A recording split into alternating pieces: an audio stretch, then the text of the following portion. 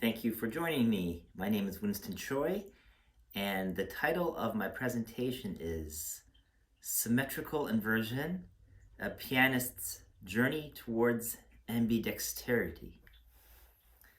So, the reason why I say this is a journey towards ambidexterity is because I cannot claim to be ambidextrous. I am very much a right-handed pianist throughout my entire life, and have used this concept of symmetrical inversion to greatly change my way of thinking. And if you are a left-handed pianist, you might take some of the ideas that I discussed today and simply reverse them. Or you might see it in a more complex manner because much of our development as pianists has been through right-handed repertoire. So the idea of symmetrical inversion is something that's very personal to me. It's my own personal journey that I am talking about today. And how it relates to piano teaching in general, all of my students have been my guinea pigs for years now. I think it must be a full decade that I've been talking about this to various students. So probably within the thousands of hours spent talking about this concept. I like to talk about it in master classes, guest presentations. This particular talk grew out of me speaking about it so much to my own students that people asked me to speak about it or to write about it, and I continue to talk about it passionately. My ideas have evolved throughout the years. As I said, this is a very personal journey for me, and I've had more revelatory moments working with symmetrical inversion than I have had with just about any other kinds of work. The idea of exponential growth, it's like when you have this constant feedback and things are working and clicking, it can be inspiring and it's rejuvenating, and we don't have to work as hard. I treasure hard work and that feeling of grit and perseverance. But sometimes, don't we just wish to have more shortcuts?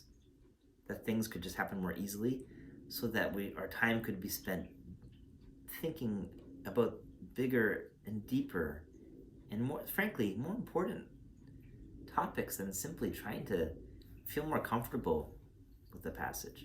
Because that's much of what our time is spent.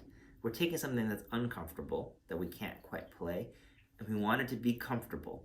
So we spend countless hours fixating on trying to master some material to make it feel more comfortable in order for us then to take that leap up and transcend physical difficulties and enter the realm of pure music making, right? That's what we aspire to. I have found more of those moments in my own work because of symmetrical inversion. So let me explain a little bit more. So a disclaimer, I am a right-handed pianist. I write with my right hand, I throw a ball, brush my teeth, I use a knife with my right hand. Okay, and my left hand, because of the repertoire that I've grown up playing and because of what I've been reinforcing throughout my life, it is far inferior.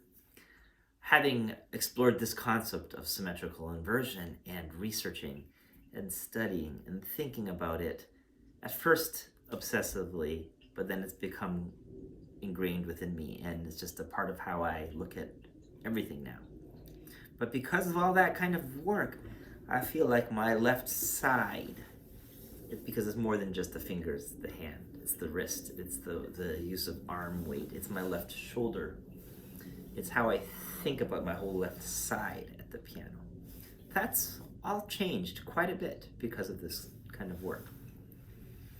So every right-handed pianist has a practical need to develop that left hand more and more.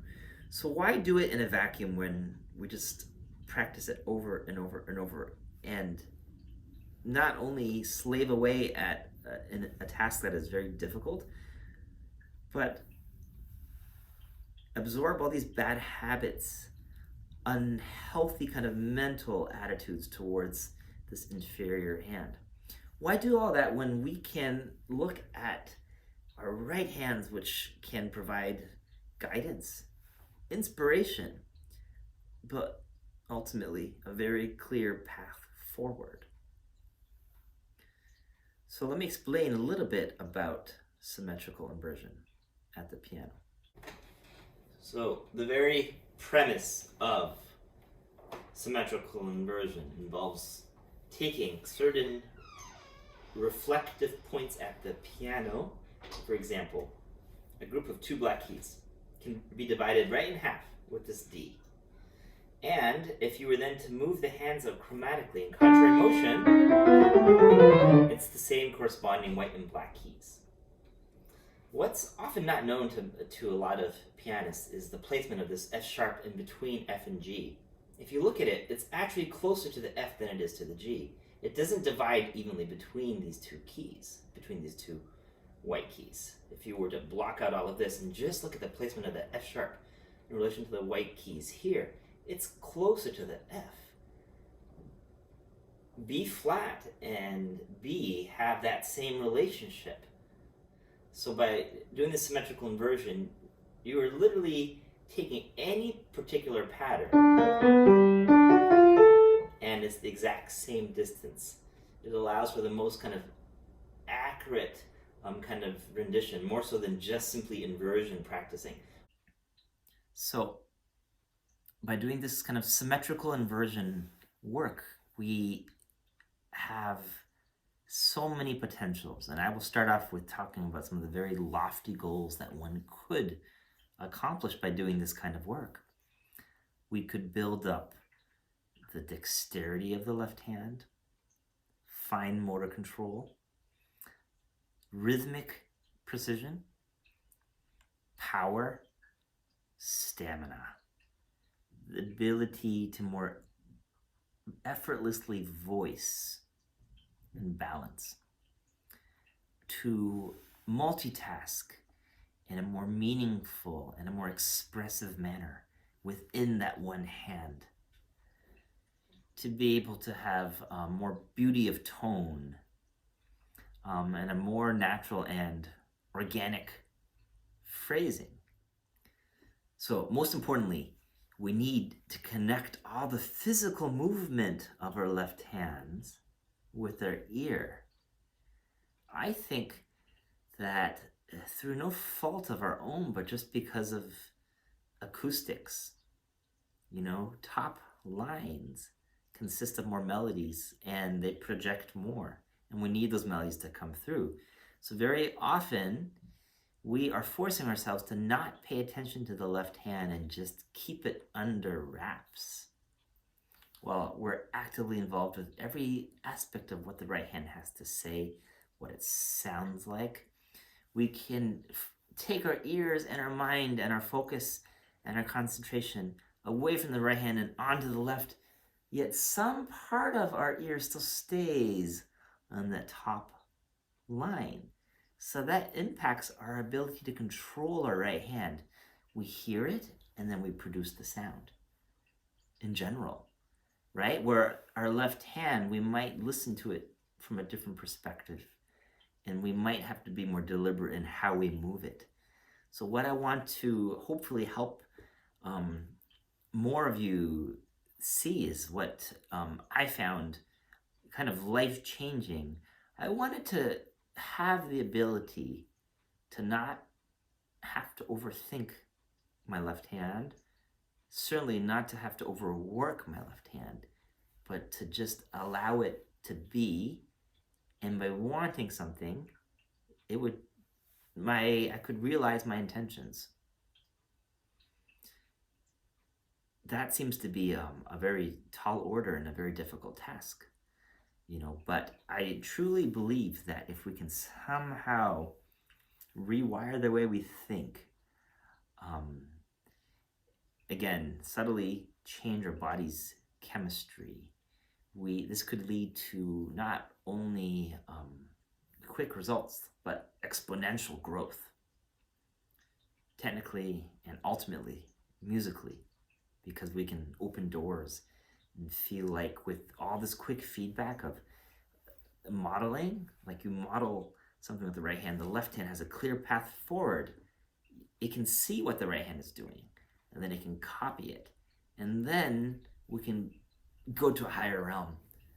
Just feel it, right? It doesn't need explanation. It doesn't need conscious control. We rise above that. Can we rise to another higher level where there's no longer the feeling of any sort of conscious thought behind the control of the movement? It just does. It follows our orders, our commands.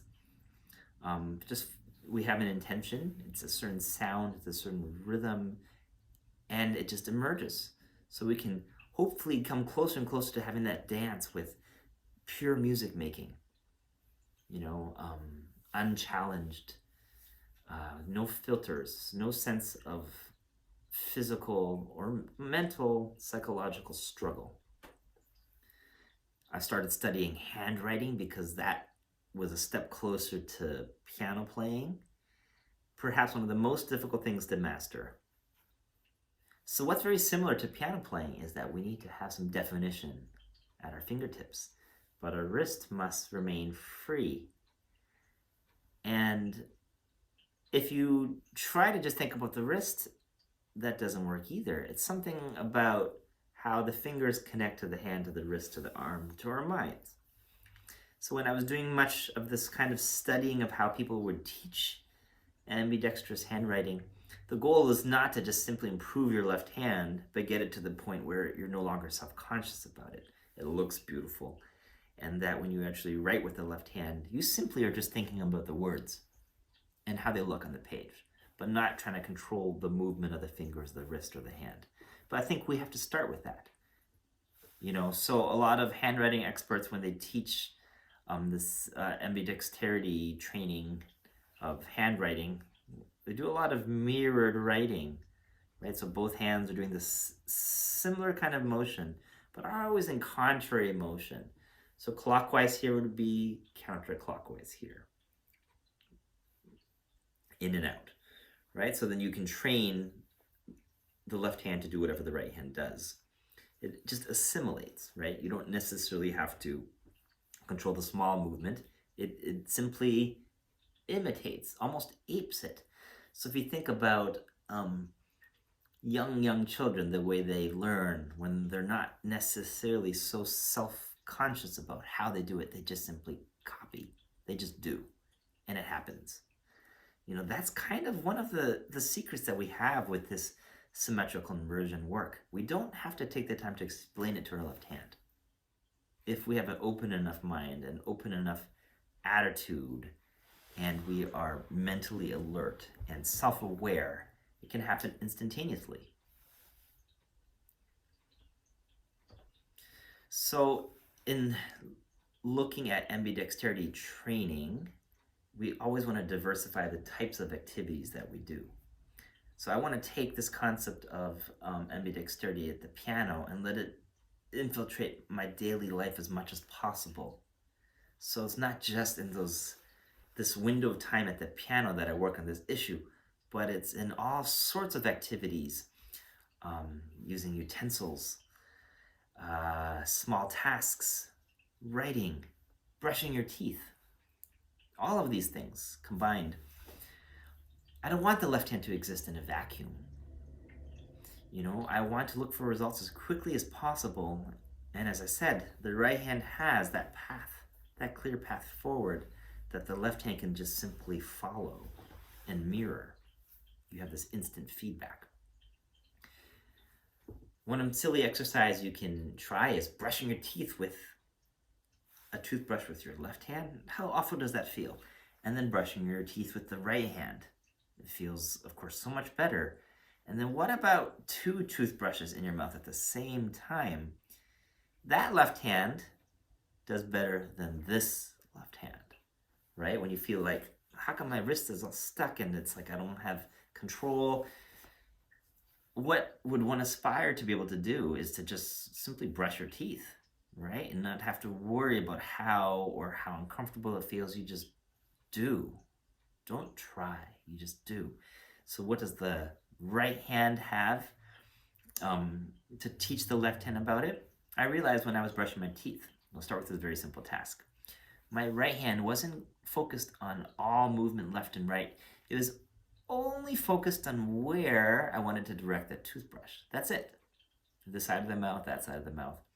Did I think right, left, right, left, right, left? Not so much. Maybe I thought of a rhythm. There's a certain speed. And maybe I associated that with only one direction. So I was only going left, left, left, left, and maybe right, right, right, right. And then when I started to apply that concept to my left hand, it worked so much better. So it was changing my psychology towards how that left hand moved, more so than just the movement. Just the feeling of the manipulating the joints and the muscles and the tendons. It started from up here first, and it suddenly felt like it could be unlocked. So let me give you a few more examples. Scale practicing. Okay, so if we start even with C major, we might take C major with the left hand. Let's say the left hand gives you more trouble. So reflected, let's say we use this D as a reflective point, okay? That's how we start. Fourth finger in D. Fourth finger in D in the right hand. So when we practice this way, any scale can be reflected. Alright, so let's take D flat major.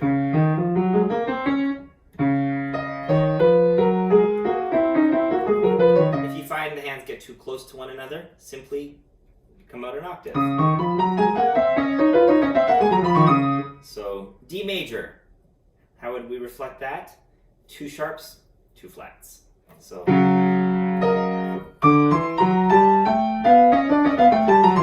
wait a second. When you look at the D major fingering, third finger on an F sharp, and then you look at a B flat major fingering, what we typically do is 4. So that would make more sense. If we had a more kind of symmetrical fingering system between the hands, this is what we would do. So no wonder D major feels a little funny with the left hand, because we have this figuration and we don't do this with the right hand. But we move with these clusters where the fourth and then the third finger on the black keys. Right? So is it worth redoing all fingerings to adapt to the system? That's up to each individual. I have found it quite natural to do that, but not everybody feels comfortable undoing something they've spent decades working on. So you can see the value of working in this kind of a manner. If your problem is the flexibility of the left-hand thumb, quickly darting, work it in conjunction with the right hand, either this way or here.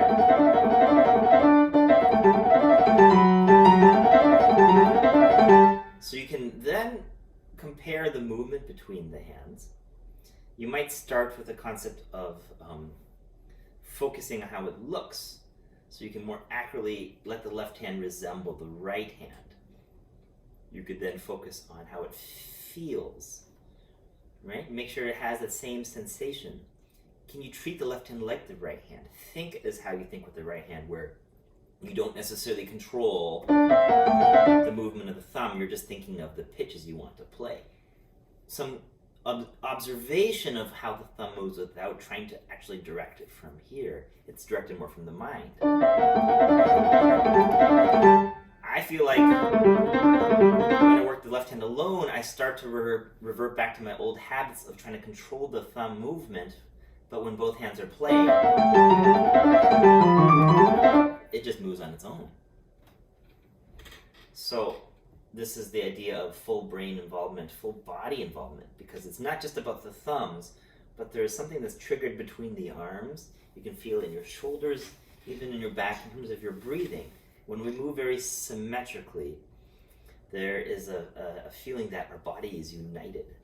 Like they move in conjunction with one another. And this is not about developing independence of the hands, but training both hands to feel more interdependent in how they can learn from one another.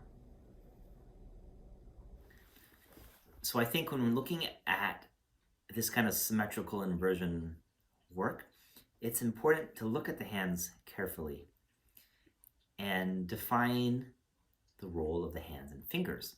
Again, this is my very personal perspective as a right-handed pianist with my own path that's led me to this point.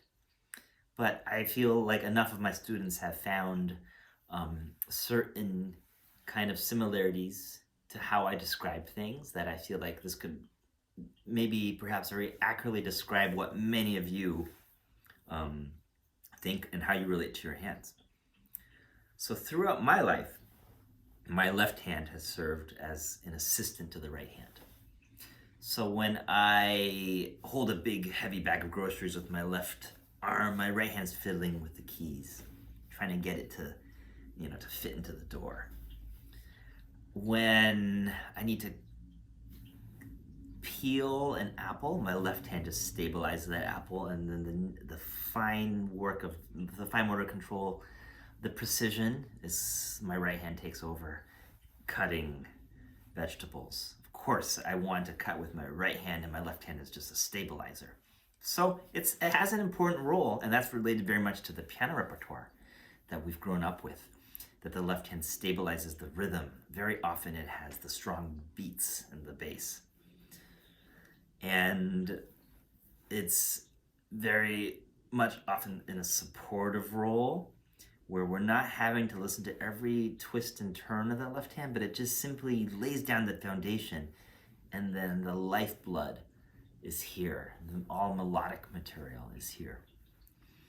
So our left hands, however, are used to being somewhat ignored, right? We listen to it in a more two-dimensional way and in black and white.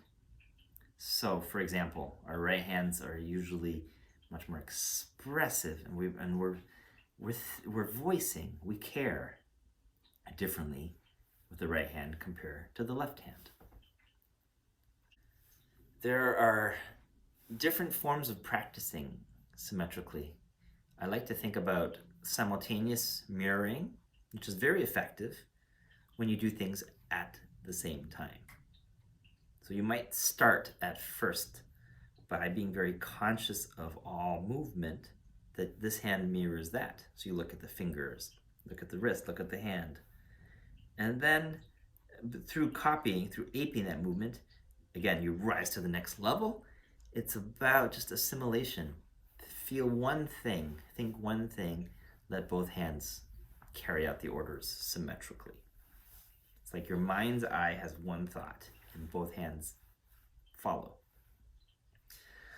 Another method, okay, we talked about simultaneous mirroring. The other method I would say could be staggered, right, left. I've experimented with this concept myself. Throwing a ball with my left hand is just horrible, weak, no aim, no strength. So, but if I hold two balls and I throw with my right and then with my left, excuse me, I throw with my right and then my left, staggered, 1, 2, without thinking, left, right, right, left. It just becomes this whole body experience, and I'm not self-conscious as much anymore. And I found more precision and more range with that very simple example. So staggered mirroring is very effective at the piano as well. And so there are two forms of practice, but I think two kind of psychological approaches. One could be very conscious of what you're doing and how you're doing it, but we could also let our subconscious take over. So the subconscious is a very powerful thing. Our subconscious can tap into all the resources if we were to ask ourselves this question. Left hand, can you learn all there is to learn from the right hand? It's the whole life of experience that's built into all the nerves, into all those muscles there. All that's been amassed through repetitive motion, through the repertoire, through psychological connections between various fingers in our ears. If we can somehow absorb all of that and transfer it over. Subconscious mind, can you point the way there? What a tall task. Conscious mind would think, whoa, that would take how many hundreds of thousands of hours? But our subconscious mind could just simply say, I've got all the answers, just let go. Don't try to control. Again, symmetrical inversion gives us a way in. So if we take the opening of Chopin's Revolutionary Etude. Okay, that particular figuration, if we struggle with it, we can think to ourselves, what can we do with the right hand to help? You know, it might even be worthwhile finding the symmetrical inversion of this chord. And I'm a big believer when we practice symmetrically, it's not just about being symmetrical to the pitch themselves, but the relationship to where our body is. So if this crosses over, this is not symmetrical. This would be symmetrical, right? Depends on where you're seated. So if I want to practice this, the feeling of the beginning, I want to practice starting from here rather than there. So what does it feel like? My left hand versus my right. I feel like this movement is a little bit more restricted. There's a more fixation on each individual finger, where my right hand, I feel like I have an image of what I'm about to play, but I don't feel like I have to control each individual finger. My hand's softer as I throw my hand into it. So that's one realization one can make. Of course, if you were to practice simultaneously with the hands crossed over, that would kind of compromise the natural movement, so it might not be worthwhile. So you might perhaps start this way and then do some staggered practicing. So what kinds of other observations could I make? I realized something about this fourth finger. My right hand, I stand up on a little bit more, and the hand's more relaxed. It's more empowered, ready to move. Where my left hand fixates.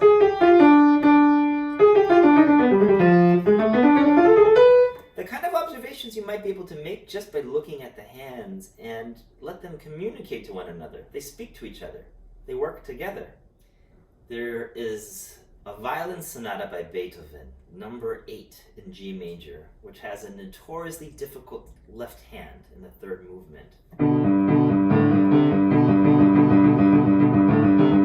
Double notes alternating with single notes. It's usually easier pairing up two fingers together and have the thumb alternate, but this is the opposite. I struggled with this for many performances.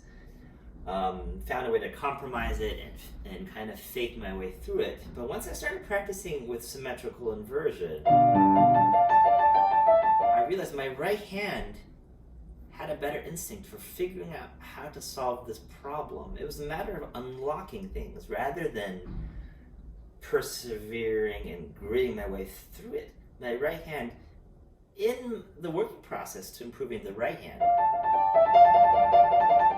is all about lightening up, freeing up. So when one works in this kind of manner, we have a better sense of how to rotate, how to free up the thumb. So this is a little awkward.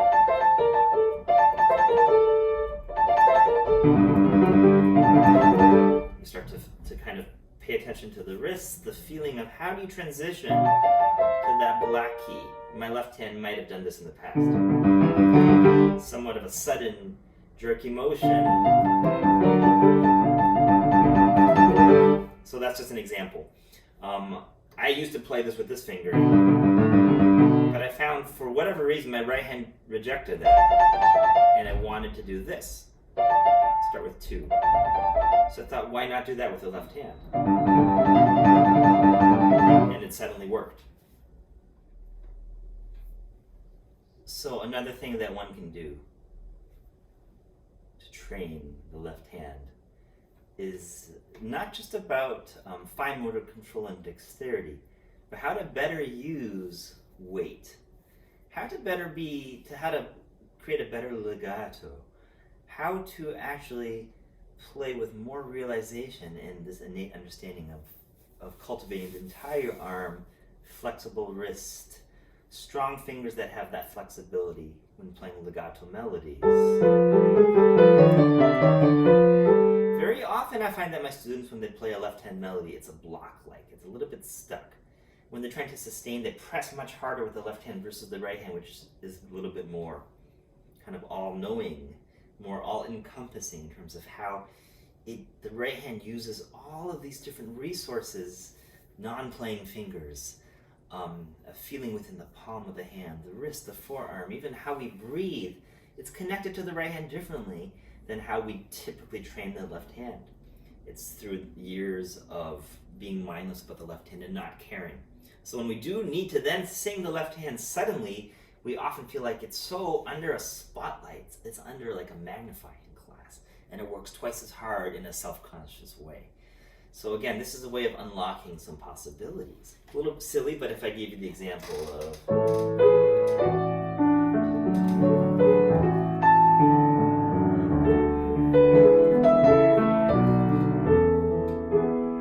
So if I take that opening figure, and just for the sake of practice, I find the symmetrical inversion.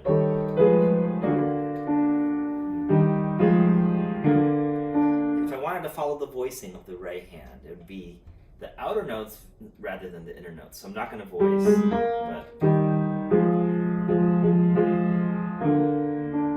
So, in symmetrically inverting this right hand, you might realize you can more effortlessly voice the outer notes with the right hand versus the left, which might press. This could be, in the past, the way I practiced. This could be acceptable for a left hand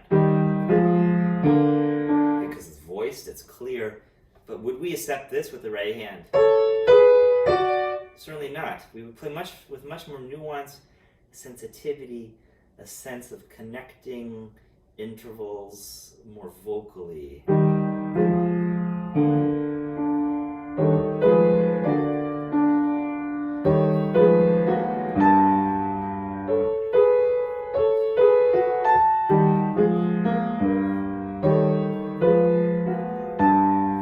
So if we take this passage,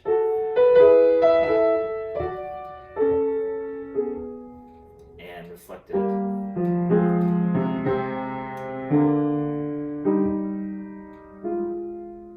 What I did was I mirrored it with the right hand in order to guide my left hand better. So once I've learned it,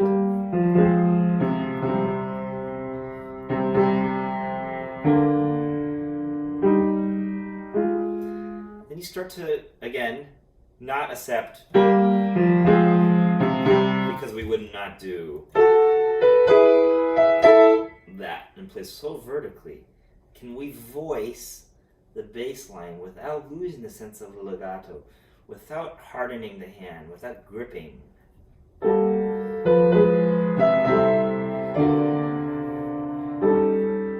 run into a traffic jam. So can we voice while tapering the end of that phrase?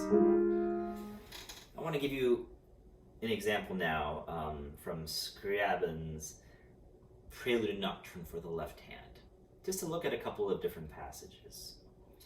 So this opening,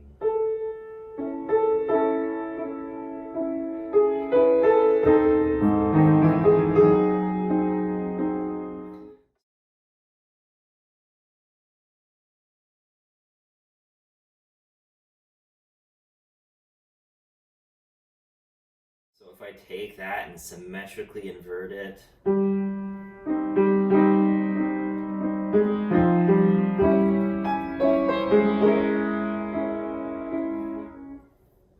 voicing the thumb is not what my right hand is naturally used to having to do, but with some practice you find a way to unlock that. But this particular passage, it's all played in this instance with the fifth finger. How can we coax that?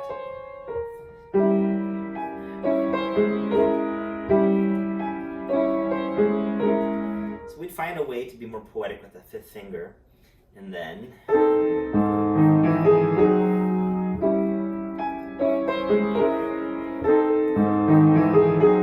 is this worthwhile while practicing symmetrically, perhaps. By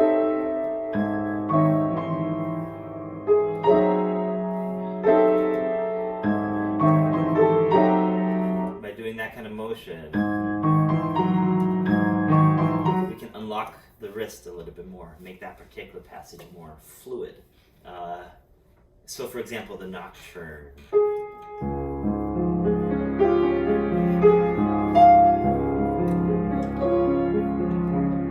If I just take that opening,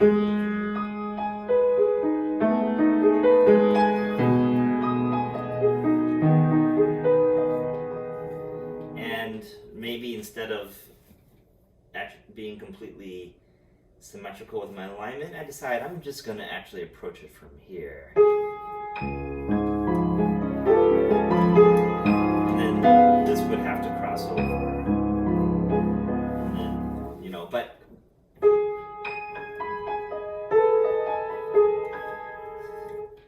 when I look at the nocturne,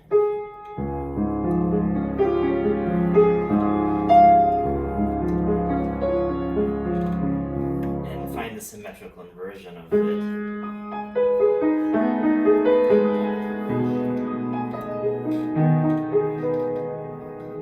I can compare the two. My left hand is more intuitive in terms of jumping with that thumb and finding where it needs to play. It's more dependable.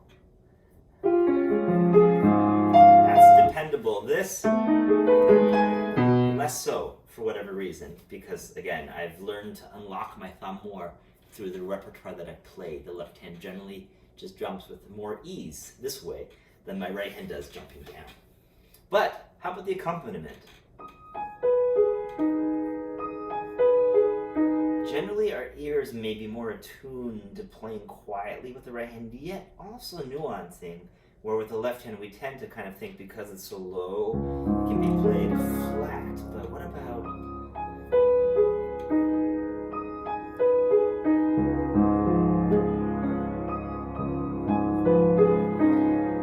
doing this kind of symmetrical inversion work to unlock the wrist, to build the fluency of the thumb, smoothness of crossing over that thumb. Again, this is a very subtle kind of practice, but it can be extremely rewarding because you have that constant feedback and you're constantly meeting goals with relative ease, discarding bad habits with relative ease. To say changing a bad habit is one of the most difficult things, but if we're trying to undo a bad habit within our own bodies and the other hand has a good habit, it's so much easier because you just simply tap into this feeling of symmetry between the hands and you can override the 100 hours of bad habits that have been put into this left hand with the hundreds of hours of good habits here, and they just learn together. There's a passage towards the end of this that's extremely difficult to play because it's very light. It has to have a certain kind of freedom, fantasy, but extremely sensuous.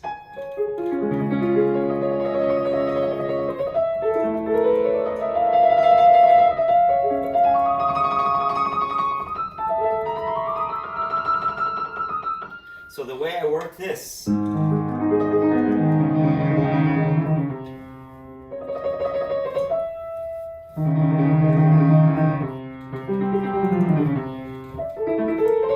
bit by bit, and I would try to coax my left hand into learning more about how to use the wrist, how to free things up, how to play trills with a certain lightness.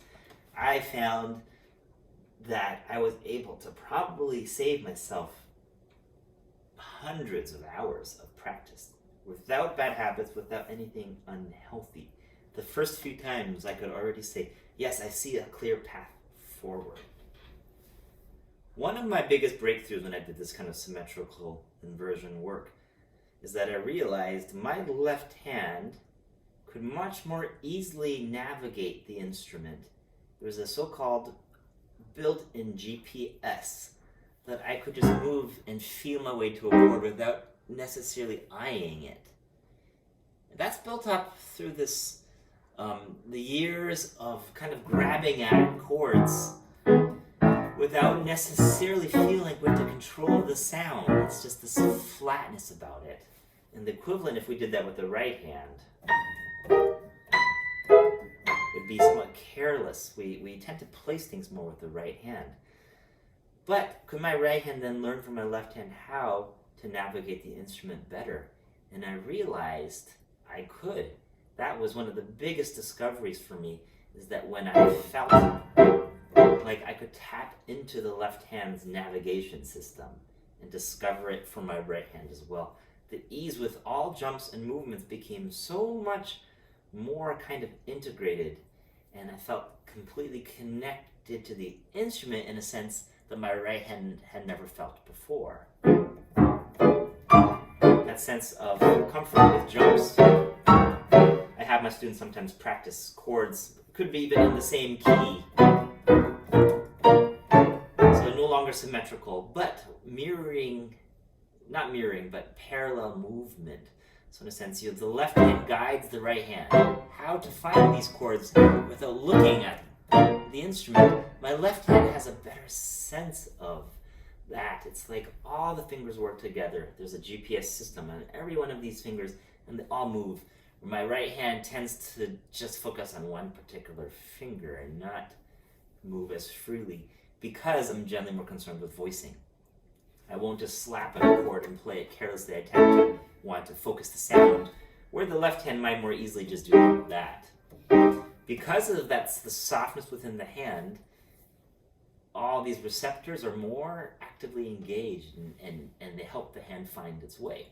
So what I wanted to do was be able to train my left hand to hear and voice as beautifully as possible without losing its sense of fluency, while training the right hand to keep up the voicing and the care for sound with more ease in how the wrist unlocks in movement, in transit. So this was something that I felt I could experience much more vividly by practicing symmetrical inversion jumps.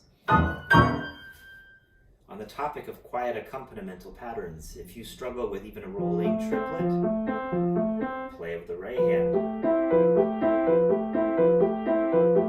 You start to kind of question not only how the fingers move, but what happens in the wrist and the hand. Psychologically, what do we think about with the right hand? Can we mirror that kind of thinking with the left hand? It could work with Alberti bass, quiet control of accompanimental chords. My right hand more easily plays in the escapement without tensing up.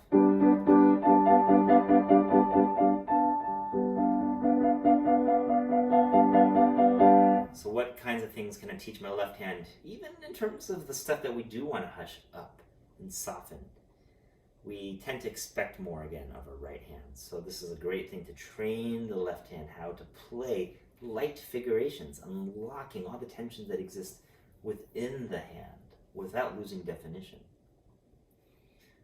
This is particularly effective in Bach, when we have to play something that is so full of lightness and life and effortless dance. This is particularly effective when we're looking at a Bach fugue, for instance, or a two-part invention, comparing even something like this. How do we play staccatos with both hands? Things like that. We can use all sorts of examples throughout the repertoire to train the left hand or the right hand, depends on your perspective, how to find the best results. So we think about this as a collaborative effort between the hands, where they're constantly kind of showing each other back and forth what to do. So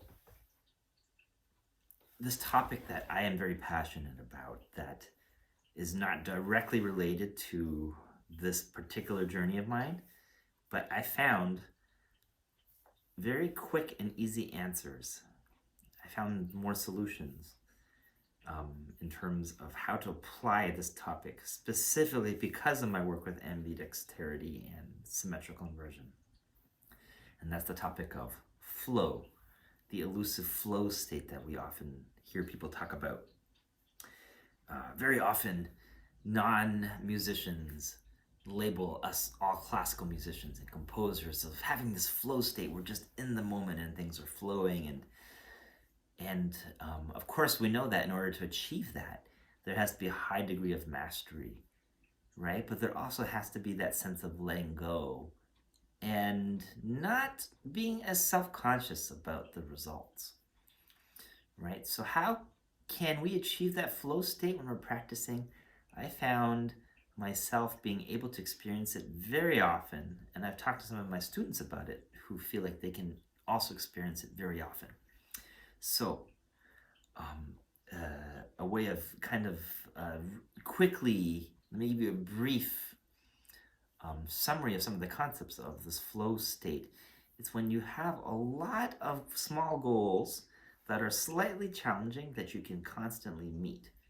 And then you can set more goals and more goals and more goals. And then you feel like if things are flowing upstream, right? It flows upwards, but there's a sense of transcendence. You're not necessarily fighting anything to get there. It's all clicking, it's all working flow, right? So with symmetrical inversion work, when the left hand thinks, how do I solve this problem? The right hand says, let me show you the way. You can quickly identify what the problem is and you already have a path, and then it's very easy to achieve that path because it's within your own body. You have instant feedback. You can keep rising higher and higher and higher and higher.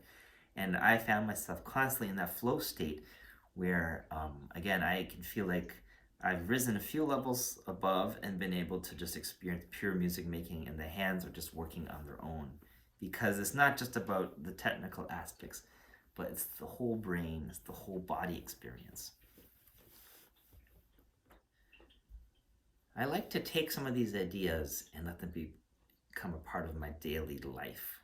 So with my left hand, occasionally, picking up a pencil with the left hand, and to join in the right hand, dot that I, cross that T, let it be involved.